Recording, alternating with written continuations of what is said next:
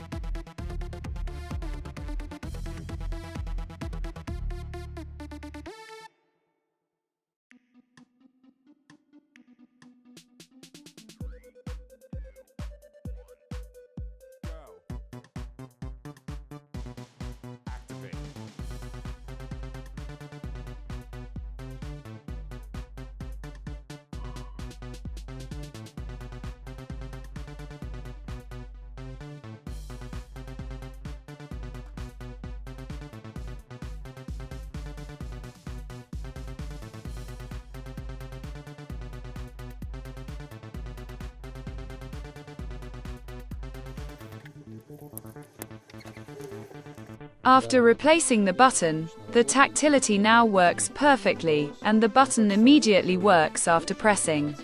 Unfortunately, it was not possible to restore the old button. It began to work better. But unfortunately this is not enough, and I decided to replace the button anyway. Now you need to assemble the key in reverse order.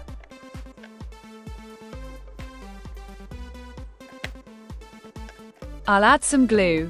This is the glue for phones. I'll do this so that the rubber plug doesn't fly out. This glue comes off when heated, so there won't be any problems with removing the plug in the future. Removed excess glue.